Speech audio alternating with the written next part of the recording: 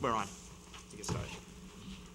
You want to call it to order? It's your meeting. All right. It's your I'd like to call this joint meeting of the Planning Board and the Town Council to order, and we will start, as always, with the Pledge of Allegiance.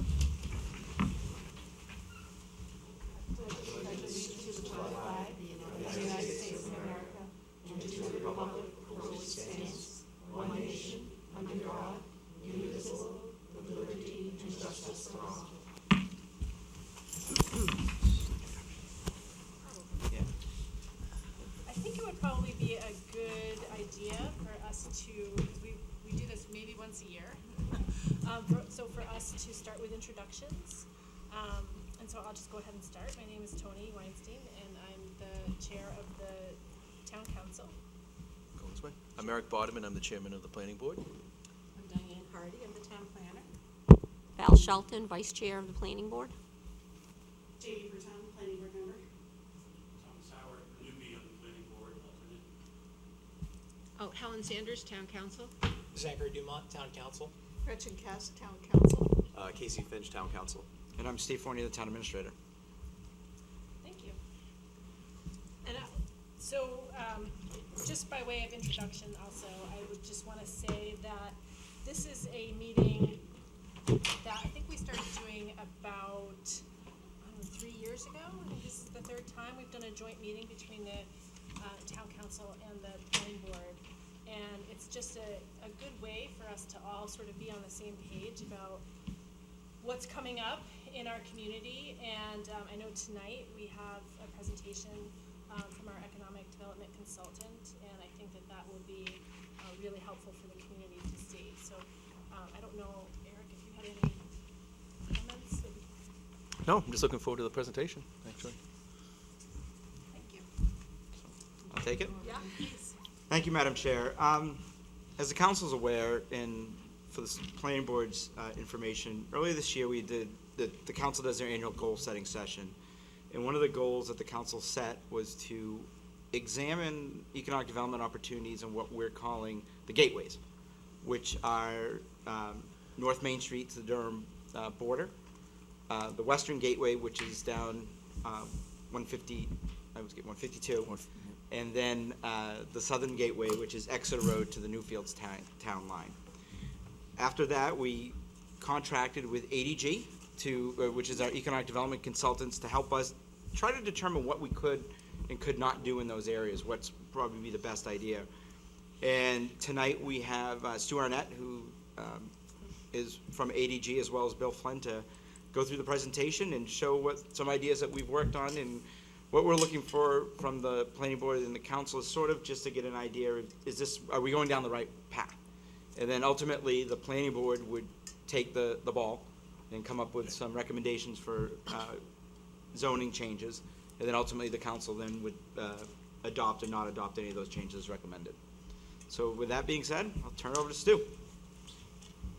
Thanks, Stephen. I'm told this is for the PD. Yeah. So I'm your amplifier for you. So if I start to drop down, let me know. I'll let you know. Back up again. Stu Arnett with ADG. Great to be back. A couple things, just observations. Congratulations for doing this. This is a great idea. We are a planning and development firm, purposely, because we see the two sides of the coin, the interrelation of those two functions very clearly. Experiences that if they're in sync, good things can happen. If they're not, it makes good things very tough to happen. So congratulations for doing the integrated discussions.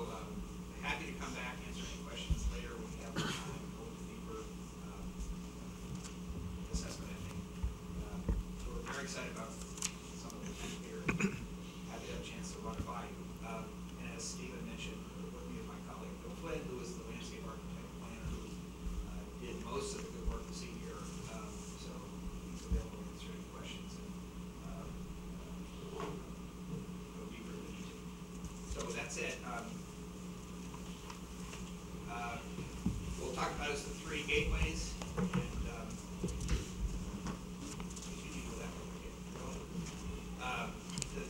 We've finished the north gateway, we're mostly finished the west gateway report.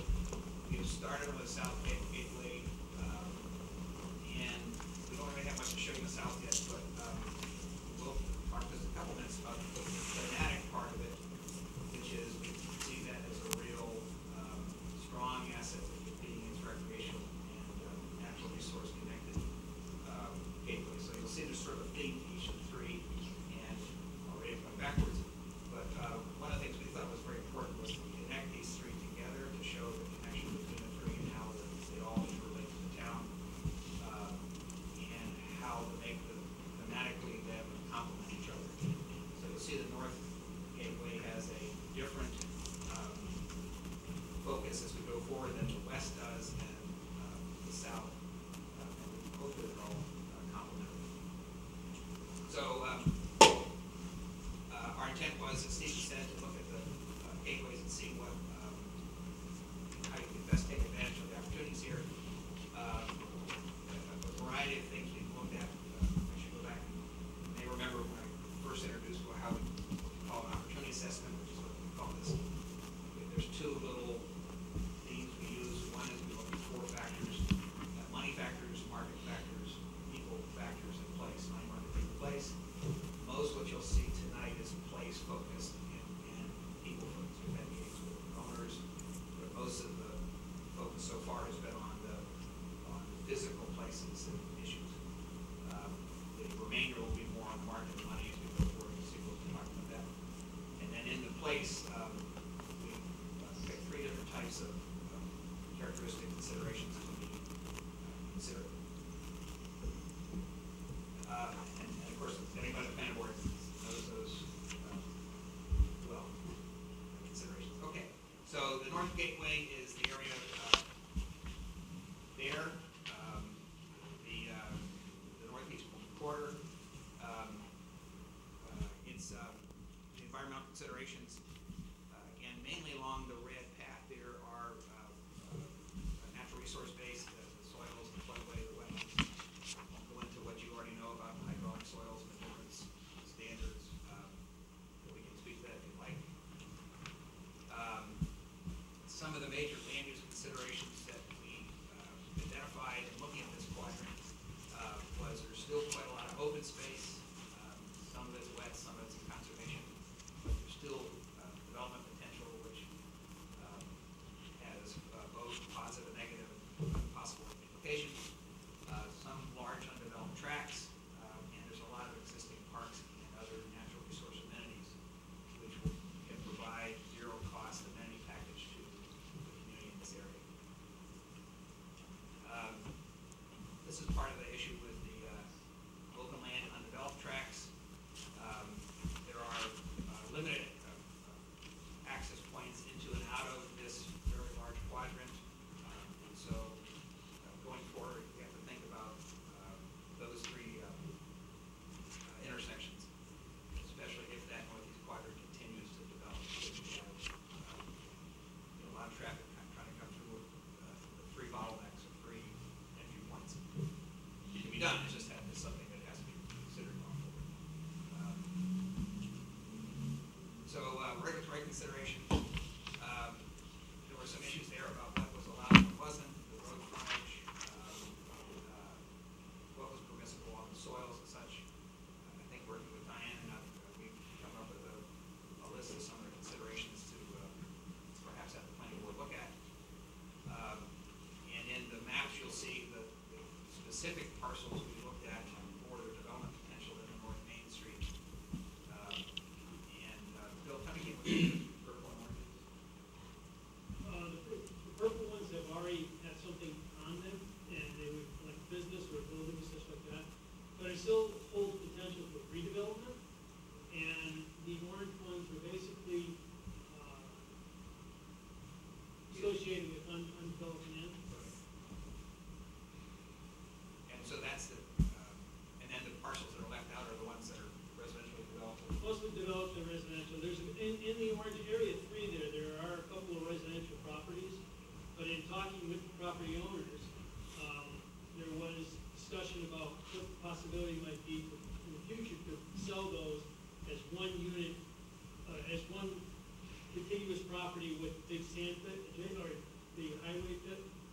adjacent to it, the staging area, and develop that whole area.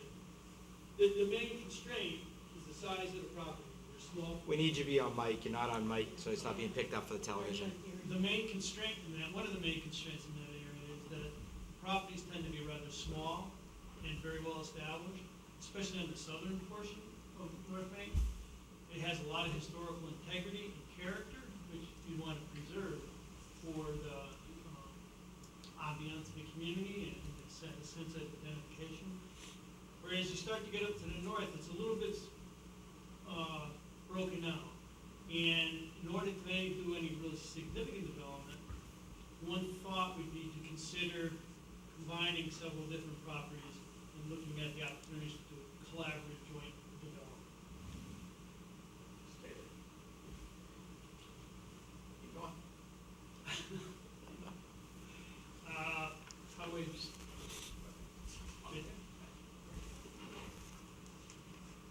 So, looking at the north, we came up with some preliminary recommendations, just some additional recommendations that we didn't highlight. But we think it'd be to the advantage of the town to review the B1 zoning designation and some of the language in there. Some of the constraints in there would be, for example, the minimum lot frontage up here of 150 feet, whereas some of the existing properties aren't even 150 feet wide. So it would restrict their development. Anticipate development in the North Shore, conduct a build-out analysis. That caught my attention early on in this, especially since you notice from that traffic study that all the outlet to the whole northeast section of Newmarket goes out two intersections. And one of them is that intersection by the cannon, which is very close to the bridge, which is a kind of difficult intersection to begin with. And then the other intersection by Dana Road by the coffee shop would be another primary outlet. To me, that and the amount of undeveloped land in there that is zoned residential bodes well for some future development. It'd be good to have an understanding of what the impacts would be. I understand that the road was just recently redeveloped, but I think traffic would be a consideration that we'll want to anticipate as in the future and how to handle some of that. We set aside right of ways and some of it. Yeah. And then, as I said, and anticipate the traffic impacts. Again, encourage the collaborative development among property owners up there. There's just the potential to do something more significant for the town and the property owners if the lots were a little bit bigger. Those lots are very small. And they don't really lend themselves to a lot of strong commercial development opportunities, especially if we begin to factor in traffic circulation, parking, and everything like that. So they're really difficult to address. One by one. One by one. But what about combined? Combining it opens up opportunities. There's a couple of properties up there, for instance, what was the staging area for the highway improvement is a large vacant lot. And there's a couple of adjacent properties that even if the property owners were interested in maybe thinking about combining all that property together and redevelop that as one unit, it certainly offers you potential for reorganizing the property and accommodating traffic flow and circulation and such. And even on the smaller ends where it's all speculative, this could be what if, where the bowling alley is, for instance. Those properties there, if you were to build that particular property by itself, it would be a little bit challenging. But to combine it with the other two properties adjacent to it offers you a little bit more opportunity, not if that was a possibility. And again, a lot of this is just talking points of discussion, points of departure, so that you can what-if scenarios type of thing. Yeah, I think what we found by looking at the parcels as if they were combined is that you could do both better planning, because you have fewer curb cuts and have more shared parking spaces. And also you would encourage a higher density, which means you could have a higher quality product, and that hopefully would both drive economic diversity, some amenities, more restaurants, that kind of thing. And also your tax base would be higher. And a good part of the challenge here is just to look at that area a little bit differently, because sometimes looking at a problem through a different set of lenses or opens up new other possibilities. I'm gonna ask Stuart to comment on the State Senate Bill 22. Senate Bill 22, which is now RSA 7281. For those who are familiar with 79E, which was a tax exemption if you renovated a historic building, you were able to freeze the taxes on it for a number of years and to encourage investment. Well, the legislature passed this year and the governor signed a similar law, but for economic development purposes on new construction. So we could take a number of parcels up there and the council would approve it and set them apart as sort of a development district. And any economic development that happens in there, they would not be taxed on any new development for X number of years. It can go up to 10. I don't know if I'd go that far, but it would be a way to encourage people to develop that area. So that basically sums up where our thoughts are. There's a lot more that went into the study, obviously, a lot more to share, and which will, the company report will be a lot more detailed on that. The next focus would be on the West Gateway, and we identified the West Gateway is at 152, where it crosses the town line, in that general area. We narrowed our search a little bit and focused in on 5 properties that are adjacent to the existing sand pits. It's a large undeveloped area that has potential for different type of development. Again, looking at developing a larger property versus a small scattered property offers unique opportunities. Again, unlike the north, the environmental constraints up here were none. Basically, the wetlands and the floodplain were not impacting the project study area. The main impact up there is the fact that the project study area is within the wellhead protection zone, and that has some limitations on development, especially as it stands now without public water and sewer. There's some significant restrictions that hamper potential development there, could hamper development up there. Certainly would limit the density. Yes, certainly. Yes. This is another one that gives us just a sense of the context of the area. Quite quickly, the dark blue properties represent the state-owned. Lighter blue represents the town-owned property. Green is in conservation. And I believe that's the Audubon Society owns those 2 large properties up there.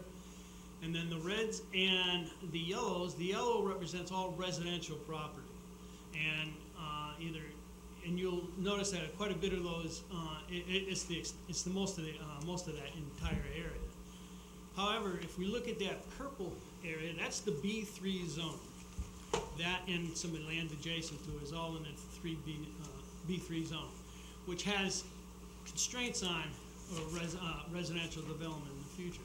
But what struck me about all 3 gateways in your town, is that there's a significant amount of public open space, significant amount of opportunities for developing recreational opportunities. A lot of new planning has shifted towards life quality issues, and recreation is playing a huge role in the development of a lot of parcels. Quickly on that north property, you saw all that large green area that was conservation. What struck me about that was the similarity, Stuart, between that property and the property down in Londonderry. I can't remember. What? No, the big open space down there. But it's a major open space, and it's a strong attraction for a lot of outside recreation and tourism and economic development offshoots of that. So at all 3 areas you have similar opportunities. The town has a very nice resource in the sense that there is a lot of open space available, and it could become a catalyst or a theme for future development.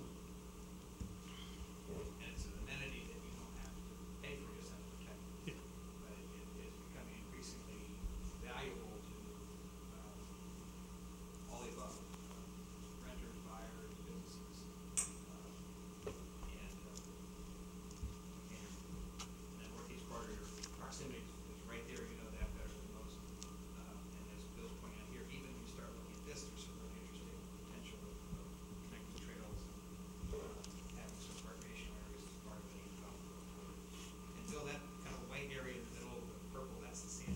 Yeah, that's the sand pits. That's the, Yeah. the sand pistol part. Yeah. And what's the, just dotted thing? Oh, those are just a couple of large, that was a note to myself mainly. And those are large parcels of land that are totally undeveloped. There's nothing going on in those So properties. the purple and the one next to it with the dots and a couple others, you can see there's some very large parcels out there that have potential either to be developed in pieces or perhaps be developed in a more single vernacular. And the fact that it is a B3 zone is indicating that this is a part of the community that you want to see some development. You know, you're hoping to see control or influence or guide some future development. One of the considerations out there that plays a very important role is the infrastructure or lack thereof. You'll notice that the dark blue line represents the water line and the orange dash represents the sewer. And water comes relatively close, about a quarter mile to the project study area. I should mention that the light blue area is the B3 zone. Of all those properties in there, we elected to focus on the 5 properties that are contiguous to each other in that center for the study itself. But this whole area would be impacted. Any development within the B3 zone is potentially limited by the lack of infrastructure. Just go back one slide, and you'll see like the big parcel right next to the purple one that has the dots. That's on the next one that's shown as like, so there's a lot of parcels contiguous to the Right. that could be a second phase. Right. So it would be beneficial to extend the water line and the sewer line out there in the future. One of the things we started looking at were some preliminary recommendations, and some of the feedback we were getting from the town and from the community and the landowners out there is there's some concern about traffic and residential access and such like that. It was pointed out that the properties that are along Ash Lawn Road that are currently zoned B3, they're basically all residential as they are now. There's a house on every one of them. To rezone those residential would make sense, in the sense that the property adjacent or across the street is all residential. Rezone those as residential because the likelihood of future development as a business is remote. And we also looked at traffic flow issues, and there's an intersection up there that's kind of peculiar in the sense that it veers off and traffic flows through that pretty quickly. But it does definitely mark a potential gateway into the town. The idea would be to try and channel commercial traffic along, I'm not gonna get it, Wadley? 152 Wadley. Wadley Road, Falls. Wadley Falls Road, and more or less channel residential traffic down Ash Swamp Road. I understand there's some interesting things about Ash Swamp, that it's a shortcut road and everything, but may try and maintain that residential character along Ash Swamp Road as much as we could, whereas encourage the commercial development along. You gotta change the name of that road. Wadley. Road. But it goes through our project area. So that would be one preliminary recommendation, just to make a minor zoning change, lot line change out there. This is a big one. This is a proposed TIF district. And what we talked about, I showed you the infrastructure, the lack thereof, and there's always a case of a question of how you're going to pay for that infrastructure, the chicken or the egg. Conventionally, quite often the onus falls on to the developer prepared to bring in the infrastructure, which quite honestly puts a burden on the financial feasibility of potential projects. With the introduction of a proposed TIF district, which I'm going to have Stuart clarify, it opens up the opportunity to get the infrastructure in there in a more expedient and cost savings way. And Stuart, could you explain that? Sure. TIF. And the reason why we're suggesting, as I'm sure others, that water and sewer be brought out there is that, again, allows you to do better planning and better development because you can get density, you can cluster things where you want to put them, you can have setbacks where you want because you're not always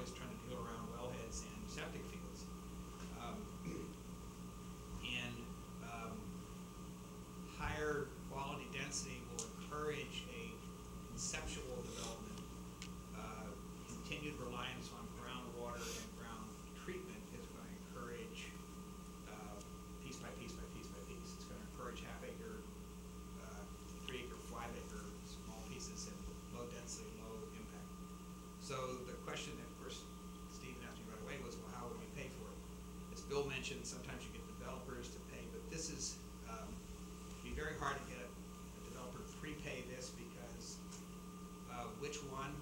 Because you're actually extending a town service that would be eligible to dozens of people, so you have a strange, because then they would control the hookup, and you don't want that to happen. So tax increment finance district, TIF, very simply takes the new property taxes, hence the word increment, from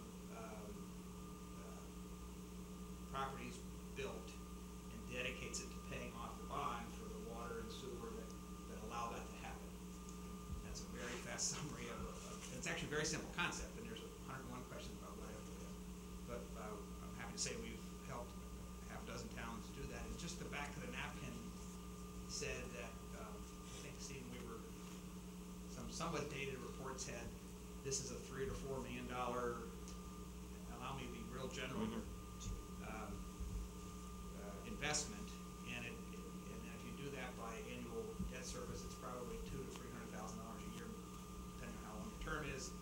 And just quickly looking at this area, it should generate more than that in property taxes. That's a very, very fast assessment, but you look at what you could get and what you're charging now per square foot and such. So we are recommending looking at this as a potential district as a way of financing that infrastructure, which would then allow you to do a higher density, more planned kind of unit thing and less.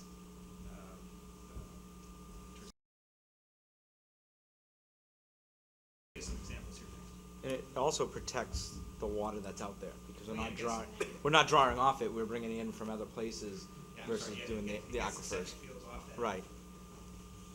And it's my understanding that your town is familiar with the TIF and that it played a key role as a tool in redeveloping the mills downtown. We So have a it's good and a bad. It's a good tool. Yeah, you don't want to be. What's that? We have a good and a bad situation with TIFs. Oh, okay, keep moving.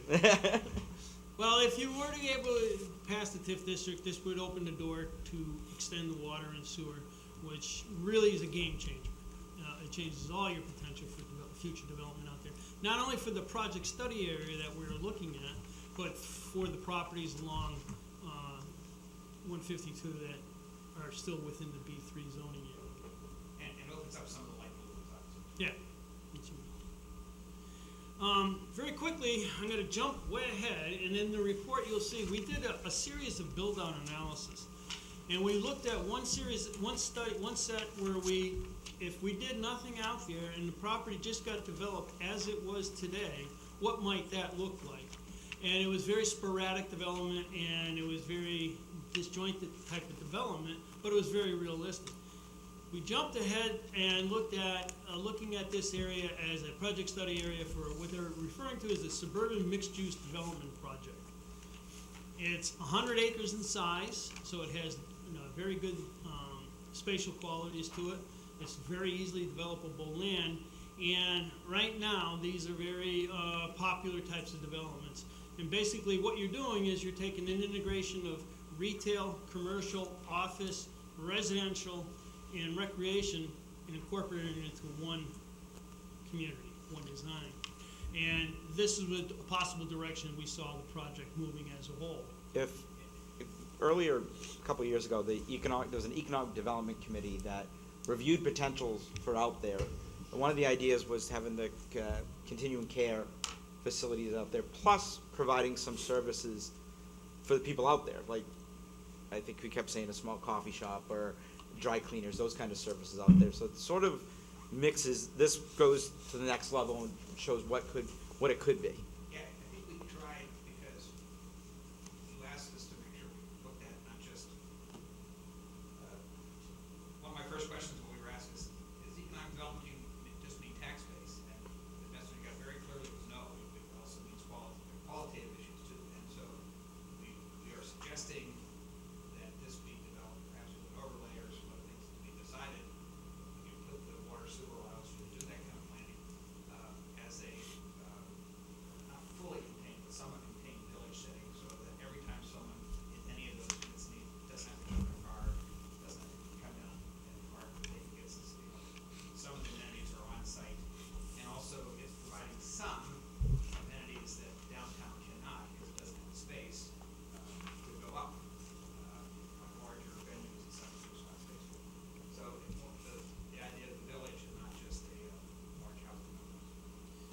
to give a sense of reality to this, we looked at a series of precedents. And I looked at 3 scales: a smaller scale, a mid-scale, and a large-scale development. And as I mentioned, it's a very popular type of development that's currently sweeping the planning and development world. The first place I looked at was actually very close to us. It's Point Place in Dover, New Hampshire. And it's a property that's quite a bit smaller than your property. It's 64 acres, but again, it's a mixed-use facility. Within that designated area, that little site plan in there, there'll be there's retail space, there's office space, potential for a grocery store, and other conveniences. There's a choice of living arrangements, townhouses, apartments, condominiums, and then they also have office space and eating facilities and cafes and such like that. So it's a more integrated type of destination shopping area. And office space in that level is your dentist, your optometrist, your agent insurance person.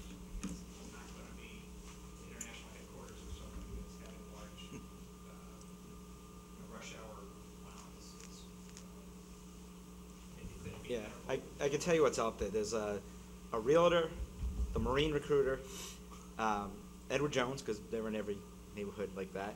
A bank. There's 1 restaurant in the new facilities. There's one already on the location.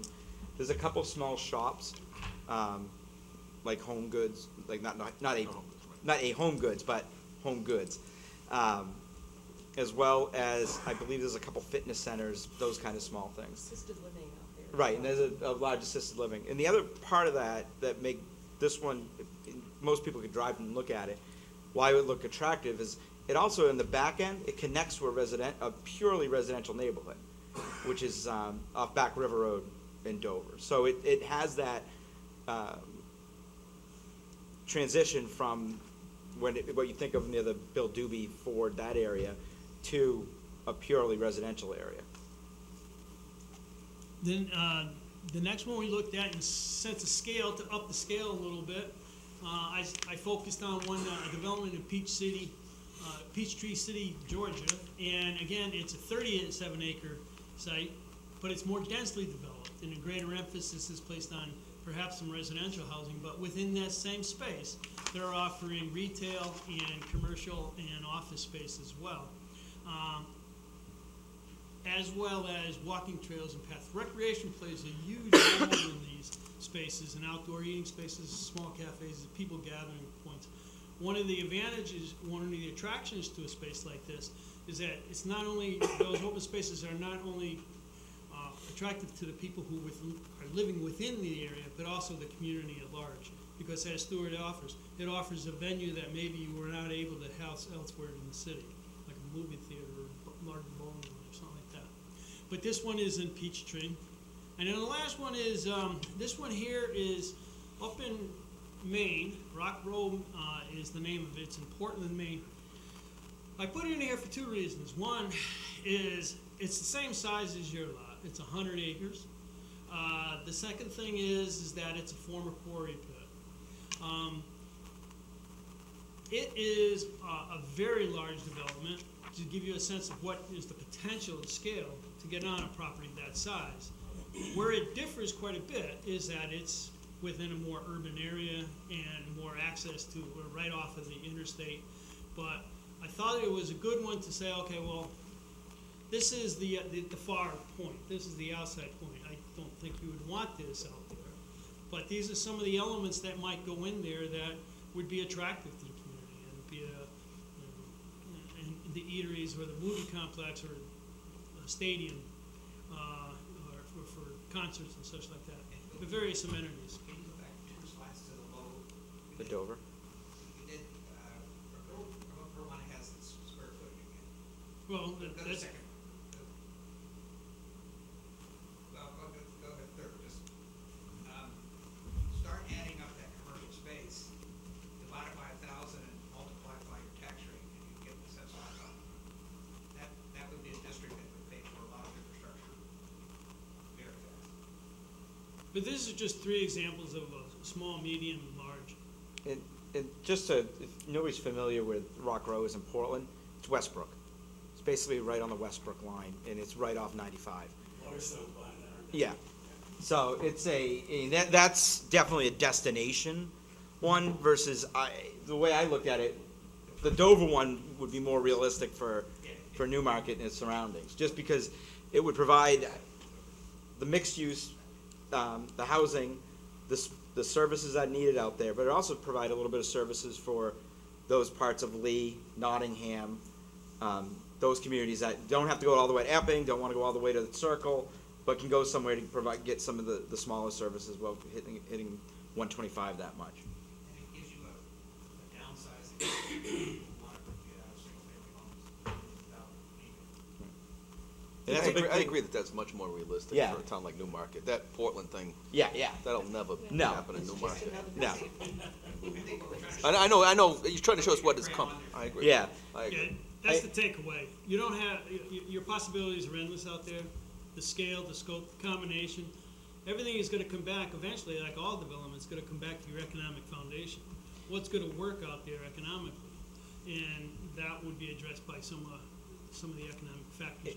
And that's the number one thing we're hearing is that people of a certain age, they can't afford to live in their homes. They want to downsize, and they want to move into smaller condos or smaller single-family homes or even apartments. And there's just not the stock on the seacoast to do that. It's not even in the Rochester Somersworth part of the seacoast anymore. They're trying to. It's needed. Let's be honest, Newmarket is becoming more of a retirement type community than it is a first time home buyers community. We're just seeing that with the developments. We're not seeing a lot of young families moving in as much as we're seeing people downsizing from other communities and they decide to come to Newmarket for smaller homes. And so that's also part of the market there as well. I mean, the perfect example is the Rockingham Green. When that was going in, everyone thought, oh my God, we're gonna have X number of children, and I believe there's maybe one or two in the entire development. So it's really, we're not seeing it. That notion that we used to have 5 to 10 years ago that if you build a house, you're gonna get 2.5 kids, is gone. That's not a fact anymore. That's just not It's realistic. consistently well below one. Right, it's one, yeah. Oh, that's cool. So, And I think that market for that first or second home would be more likely to be met by the North Main Street market, where you're seeing the smaller apartments that are part of a mixed use. Right. You're closer to the school, all those sort of things. So They- this I think would be, as it says here in Dover, tends to be the North Main Street would be almost a continuation of downtown to the town line. That's what, it's pretty much what it would be. And as I mentioned, what we're envisioning, because it's happening, congratulations, on the south end, is utilizing a couple of the features that are still there to really emphasize the natural resource recreational potential of that area with the rail to trail, the athletic, the proximity to water, the golf course. And so you really have a different feel for the three entrances you have. And I think they're complementary. We tried very hard to make sure they all had a natural resource base, that they were all featured a lot of open space and greenways, because you're in a beautiful spot here, and you want to accent that but none of them are competing directly with the other. And they're all connected, it's a real triangle. So, Diane, I visited the Dover Point Place development recently, and one of the things that struck me was the quality of the residential development. I was very impressed. I mean, high-quality, architecturally designed houses, nicely landscaped, high design standards, similar to what you'd find in Rockingham Green. And I was really impressed with that. This could really be another, high-quality residential development that over 55ers could move to and would provide that niche of the market. It would provide, obviously, enhanced tax revenue to the town. right, and one of the things I remember when I first came to Newmarket, everyone's like, oh, we need to try to attract a second Riverwoods. Well, one of the things people don't realize with Riverwoods is it's a non-profit. So it means that they don't have to pay taxes unless you enter an agreement for payment in lieu of taxes, which Exeter and Durham have. The new facility in Durham, but they could always try to back out of at some point in time. If something like this were to go in, that's for profit. It's a taxable property and it benefits the community that way. So my last thing, and then I'm gonna say, thank you, is, again, this is conceptual, this is sort of let you know your opportunities. It's hopefully, one of the things we were asked is to also have something that could end up being a communication tool with others, because this is different. We're talking about a community helping private owners make decisions that would help everybody, so it's a little different than a traditional role. But we're suggesting in that, both specifically and generally, that the town play a role as a catalyst to setting its own future a bit more than it might in a more stand back again, I've been on both sides of this. I understand a planning board has to be both an advocate and also a regulator, so that the council has to be good cop, bad cop. So it sometimes can be a little uncomfortable, but I think there's a lot of potential there. So we probably went over, so be happy to answer some questions. Yes, sir. First of all, thank you for the report. I think it's very well done. I just want to talk about the North Gateway first. A lot of the discussion was about the lot sizes up there. And from a public agency standpoint, there's nothing we can do about that. There was an attempt, Bill, help me here, 3 or 4 years ago, maybe 5 years ago now, to a bunch of those, 3 or 4 of those landowners got together and they had P&S with a developer that ended up withdrawing his project. I'm certainly support whatever zoning changes we can make to help facilitate development, but there's nothing we can do about the lot sizes. You talked a lot about lot sizes. The lot sizes are lot sizes. They are what they are. I just want to make, in that particular project, the determining factor really was the water, fire Yes. flows. And we've since replaced the infrastructure on North Main Street with new water and sewer.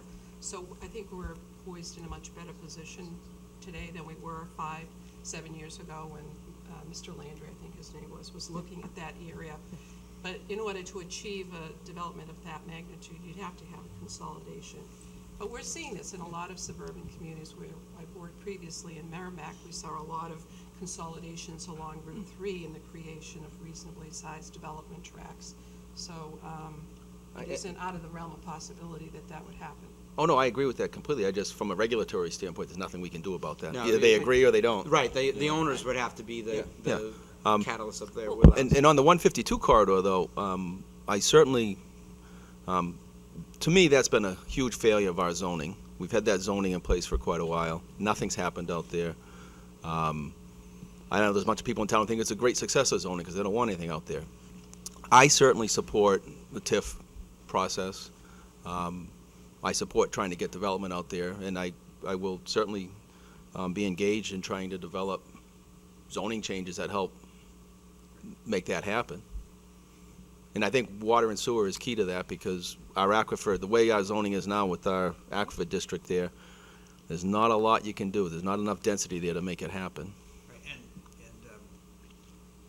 including myself, not many of us 6 months ago knew what PFAS meant, or some of those other things, and now we're all hearing more and more about ground contamination of things that nobody paid any attention to until recently. So there will continually be more of a push to have a municipal water, municipal sewer, and get away from ground sourcing of either. Right, and there was a landowner in front of us a year or so ago, Val, who bought it when it was residential. We changed the zoning, and all it did was decrease the value of his property, and he hasn't been able to do anything with it for the last 25 years. So again, some people think that's a success. I think it's a failure. Thank you. Yep. Thank you for the question, sir. We went fast. I hope I didn't go by. Was there anything on the south? Anything you wanted? Nothing in the packet yet. Yeah, because it's other still than being, we're, okay. looking Just basically, what we were discussing is that if you look at it, it's a recreation zone. You have the Great Bay Fitness Area, you have the golf course, you have probably one of the busiest rail trails in the state, major getting on and getting off point there. And we were just batting that around as, you know what, that's what we should promote in that area, is recreation and things that would assist with recreation to make it a more livable community. and try to celebrate that portion of it. And we're not that far from water access because there's the bridge, the Newfield Stratum Bridge is not that far either. So that was sort of what we're looking at and we probably try to get into is say, yeah, it's an area that we'd recommend some residential, but also remember that we want to promote the recreation in that area. And the reason you haven't seen it, we haven't finished it yet. And because there's so much going on privately anyway, we focus first on the two that maybe the town could be a little catalyst for. But yeah, it just makes sense when you look at all the connections there about their trails and again, it just keeps feeding back to that strength of Newmarket being a natural resource showpiece. And how do you both move forward, but at the same time not just protect that, but enhance that, having the development enhance that versus being seen as working against it. And so that's why by adding value, you actually incentivize people to taking better care of those resources because it's part of their package. It's part of why they moved in or stayed. How are we doing? Other questions?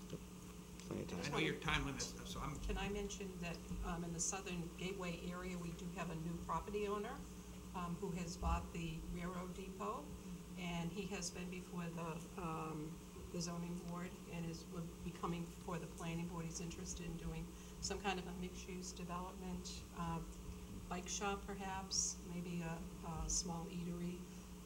So, I mean, there is development interest and there are things that are in motion. That project has been on hold for several years. There was a former owner who came before the board back in 2008, and then nothing happened with the property. So I think we're optimistic to know that there is development interest from the development community. We've talked to several property owners also up in the north end of town who are interested in doing something in the future and are looking to us to provide some incentives, if you will, to help facilitate that and make that happen. I have a quick question. About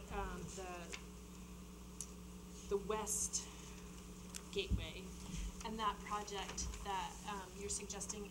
Do you think that it would be geared? Is this a project that would be geared toward the 55+ community, or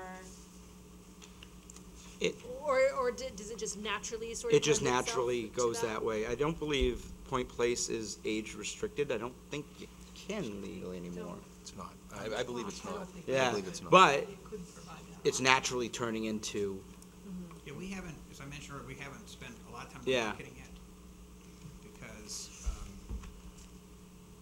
first seeing what could happen as far as the building it. I am hearing, if you, Wall Street Journal did a good article a couple weeks ago, the age restricted is becoming a very oversaturated market. Couple reasons. I'm pointing at myself. People don't want to move, and so they're staying in place longer because technology is allowing them to, so they can have different things that'll alert them to taking medicines or handicap accessories and things like that. So people are, the average age has moved from mid-70s to early 80s before people move out of their primary homes, so that nationally there's thought to be a significant overbuilding of that. So most of the market is not for something that is restricted by bylaws, but by the pricing, and that's what you've seen already. Is the Massachusetts Connecticut downsizer who is selling something for $600 and buying something for $400.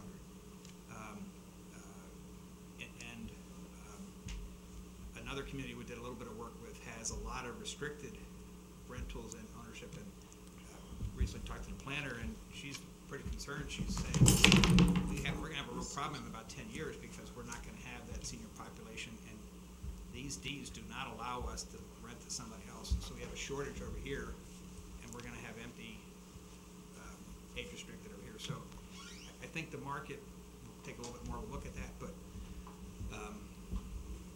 it's a little bit like an apartment means 2.5 kids on one side. It's really bad news to have an apartment, and then it used to be let's have 55 and above, that's really good news. And now this is not quite so bad, and that's not quite so good, but the market's really working. So I think if you look at the Dover one, it's probably a mix of young professionals, but higher up, but it's not allocated, it has to be 20, 20, 20%.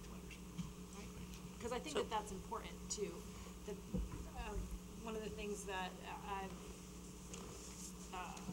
read over the years and have heard is that the same amenities that an older person might be interested in having in their living environment at this point are very similar to what a millennial Yeah, type is looking for. my son and I are And so, competitors, right, yes. and so that, having those services available and walkability and access to nature and recreation opportunities are important to Yeah. both sides and both communities, and the affordability, because it might be the same, price point for those young professionals. I just wanted to jump in on what you were just saying and support that. I just read a study just recently that one of the reasons that the above 55 and everything is failing is because it lacks diversity.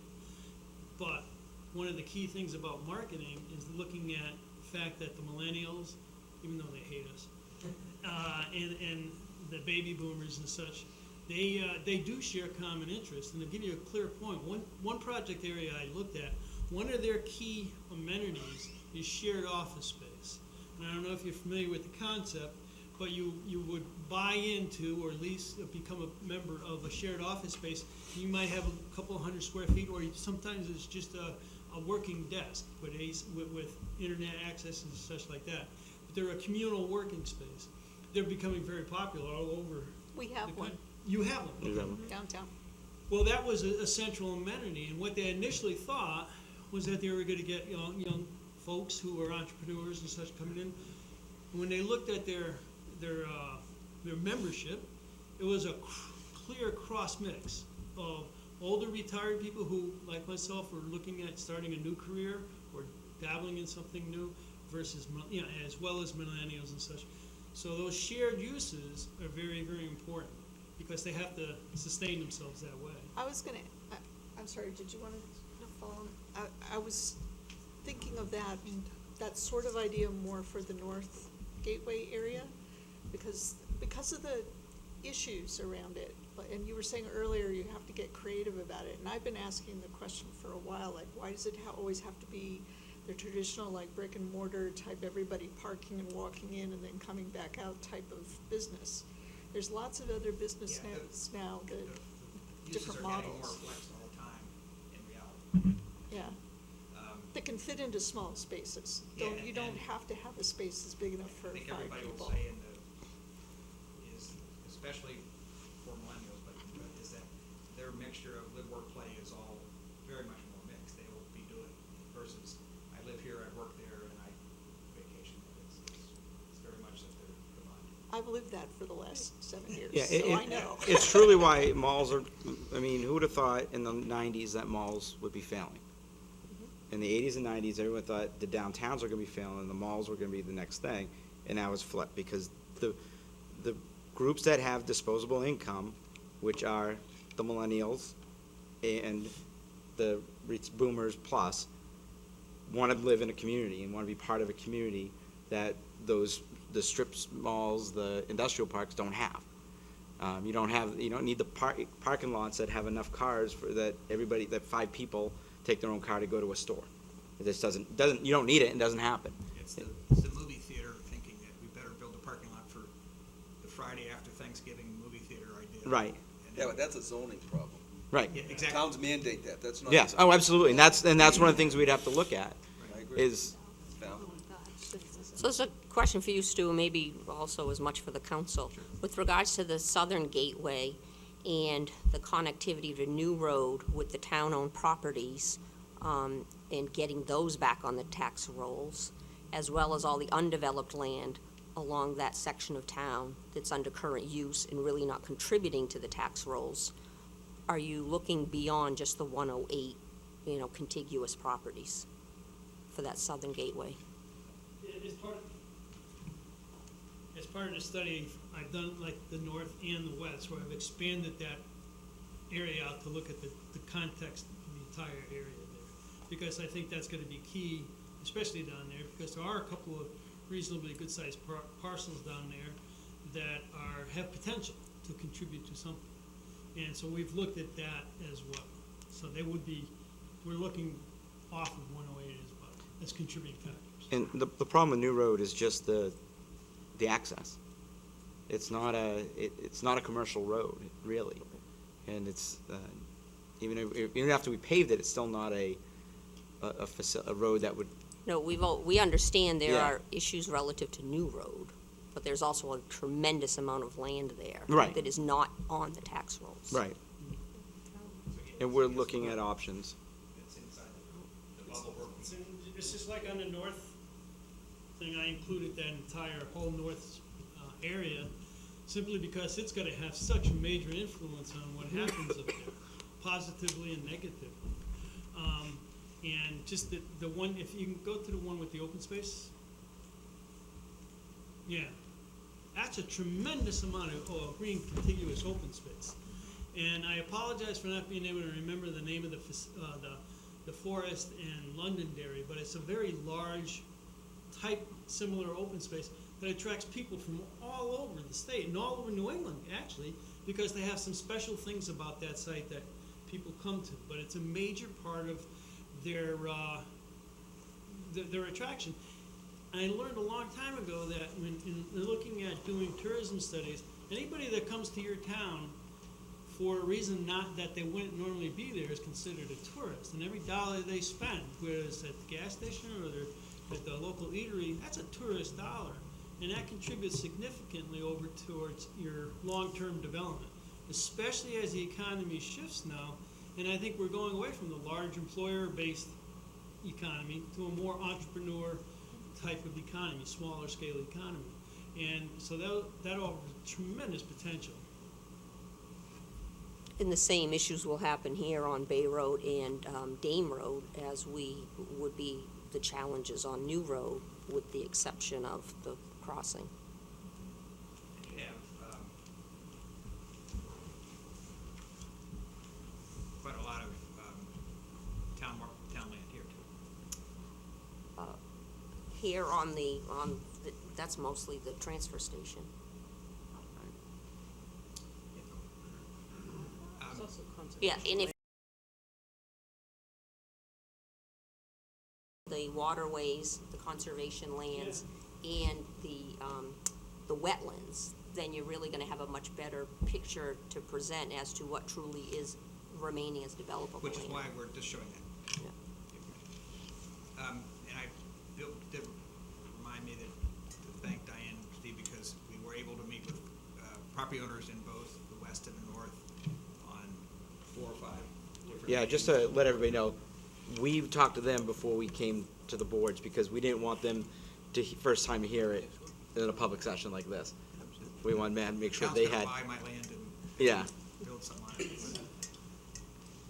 And there was interest. I mean, there were no negative meetings that we had. So they understand what they have for properties and what the ideas are. So I have one question relative to the TIF, potential TIF. I have a hard time believing that a TIF in that area will generate enough revenue to ever allow us to put in sewer or water, or in the near future. Did you run numbers? Did you say you ran numbers to get an estimate of? I want to do it much more carefully than that. Sure. But if you take the annual debt service of a $3 or $4 million infrastructure, that's what that whole district has to generate for taxes. And For incremental taxes? sorry. For incremental taxes, right? Yeah, because above what you're getting today, Yes, correct? yes. But you're not getting obviously much from it today. So, Correct. And that would stay there. But that's, if you decided to pursue the TIF option, then you would want to work on the financing plan. You could But, easily run the numbers on Point Place in Dover. Yeah, I'm Yeah, guessing that much square footage with a new, pretty high trim level, you're certainly gonna be assessing a lot higher value of that than you would if it was still on septic and wells. Sure, absolutely. But that would be clearly something you mean the town would have to take a real long look at before you decide to go forward. Right. We've suggested other towns that they put the district in place so they can capture the value and then decide later if they want to spend the money. So, Steve, Yeah. can I ask a question? So, going forward, what does the council want the planning board to undertake? I guess, I mean, I'm not speaking for the council, but the recommendation would be to study what zoning changes we would need in the North Gateway and the Western to, if this is the way we want to go, to facilitate this to happen. I know we looked at the CC, I always say the wrong letters, CCRC, thank you, a few years ago. But is that the right zoning for there? And, you know, you even said yourself, Mr. Chair, that the B2, is that what we have out there, is that correct? Right. I think the CCRC, we made the density so low that it wasn't economically feasible for Right. anybody to do. And that's the thing, that's the other notion that is gone. 20 years ago, everybody wanted to build a house on 2 acres. And that's what you have, is you have that wasted zoning, wasted land, because you have every home on a minimum of 2-acre lots. People don't want that anymore. You're seeing that. They want to be in neighborhoods that are there. And so I think that's something we need to look at as well. Part of that lot size has to do with the fact that they need septic out there. Right, So you and that's it. require that amount of space to get that. Right.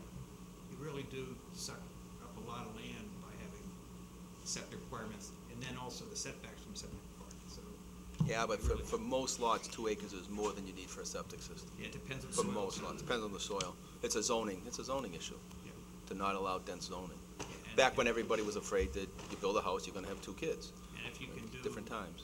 Sewer, you can do some clustering together, leave some of the better land open. There's a Yep, absolutely.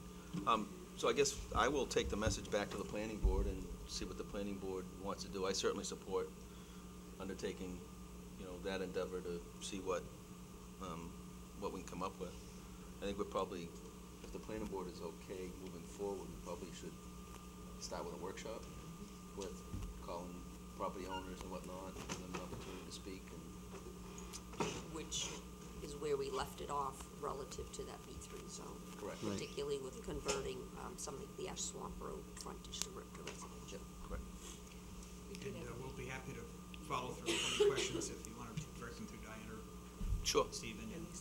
sure, absolutely. Thank you again for having us. And look How long forward are you to under seeing contract for, by the way? I'm just curious. As we go through this, are they a resource that we'll be Yeah. able to use? I'm saying, we're paying the, Well, that's what I'm asking. I'm not paying them. knock on wood, the budget passes, yes, it's still in there for Okay. next year as well. Yeah, we're through June 30th this year Yep. at least, right? So yes. Okay, And I budgeted for the next fiscal year as well. okay, great. So happy Do to you have a question? Well, I was just curious what the estimated timeline would be for the next update. When do you think we'll have another bit of substantial information ready to go? January, right after the holiday. I mean, what we'd like to do is button it up, the south, share the south, go over the south, make sure we're on track with that, and then pull this all together in a substantial report as opposed to just a quick power study. Because there's a lot of material that backs this up that we want to see shared. So I would say First quarter. first quarter, Yeah, definitely. We didn't want to come up with a final report if we're going down the wrong road. It just wouldn't make sense to I agree. keep Well, investing, just so a that's why we're going comment. to have this meeting. We also don't want to adopt new zoning that's not marketable. Right. It just doesn't financially work. Right. And I think that's the other thing is, somebody told me a long time ago is that any zoning, any economic development you're doing is not for the boom you're in now. It's planning for the next one. So you may not get the silver bullet during this one because always remember the economy goes in peaks and valleys. So it would be also set up for the next peak. So Go ahead. Oh, just a quick comment. Yes, The- Yes, ma'am. To me, the north and the south gateways make the most sense. They're the easiest for me to envision. They're the most connected currently to our current infrastructure. And the west gateway, it's just a little harder for me to conceptualize what It's a that much would be bigger like. conceptually, But one of the things that I think would be important to me as a resident here is having some connection to the rest of the community. So, because it just sort of feels a little isolated, and whether that's pathways or bike trails or sidewalks or, whatever, just some continuation of downtown. You're right, and I think that Connection. would happen. You would have a natural connection between, one, yes, there would be roads that would connect the development to Ash Swamp that would be aimed towards more residential. But you'd also probably begin to see, if we're turning Ash Swamp into residential, then we'd put residential amenities out there, sidewalks, more street lighting, to make it safer for people to walk Right. and use it as a neighborhood, not as a cut-through. So, and that's, and to be honest, and that's what we would do also for traffic calming, is you don't make it attractive for people to use as a cut-through, because it's a residential area. So you try to, you make a, And some of these are issues the planning board will have to deal with as far as, do you want to have any kind of incentive overlays, or do you, Absolutely, understood. but we just want to make sure that people at least conceptually like the idea of looking at the properties collectively, and first the owners, which we got I think a pretty good sense both north and west that was keep going, and then go back. So onward. Thank you again for the very generous use of your time. I know you've got a limited time tonight, so. Thank you. Can I bring up one more thing, just Sure. to make the council aware of? And nothing to You're do all with you, set. actually, thank you very much. Thanks. Thank you. The council will be receiving shortly a letter from me, which really means Diane, but we voted a while ago to recommend to the council that we eliminate impact fees. So there'll be a letter explaining the rationale. The rationale basically is, we're just building a new school. I don't see any reason to have school impact fees in the future, and I think the planning board agreed with that. We're never gonna have to build a new school in a long time. The water and sewer can be I don't know what they call them. Betterment fee. A betterment thing. Or And a recreation is. system development System charge. development Right. charge, that's it. And recreation is self-sufficient as it is. I don't think that's a huge, new development, I don't think is a huge draw on recreation that we have, so. Just to make you aware of that. Thank you. Thank you. So there is another mechanism for water and sewer. Yes, and it's part of the impact fee RSA. Would be a water and sewer charge, they call them system development fees. And we have, in concept, talked with the water and sewer supervisor about it, and it's something that's being considered as part of their overall funding strategy. And when we appeared before the council with that same recommendation several years ago, the reason being is your impact fee is status, where, and I don't think we've updated ours in like 11 years, where the system development fee, that can be changed at any time. So it really can be more representative of what the costs associated with additional impacts to those particular services that the town is providing, costs. And to be honest, the council's gonna be seeing agreement for a first reading in December that's similar to that for Moody Point, because they're gonna need to hook up to our water because of issues out there. So, As an aside, can I ask, did the town look at, I wanna say 10 years ago, we started looking at making a water district. Did that ever go anywhere? the village district? The village No. district? Because what you'd basically be doing is setting up another government in town, and that actually takes away from the planning, the Well, council. not as, I'm just talking about a water district, so that, what happens now in town is that if there's a bond to improve water, everybody in town gets a vote on it. Right. Even though it's only for, certain people will be paying that. Right, but even if you do that and you do the district, that takes the authority away from the council in the town. They have to set up another okay. government as the village district with the water district of Newmarket, that they would have to have their own. They manage it themselves. They would have three As commission- They used to be. Right, the they would- water board or Right, whatever there it would be was three called, commissioners, commission. probably its own administrator. So I would, the department Water, yep. would actually cease to be a town department. Right, Right. right, yep, yep. So, Yeah, Okay. The water commission or whatever it used to be. Ask Leo. He'll tell Yeah. you. Leo can tell you about it.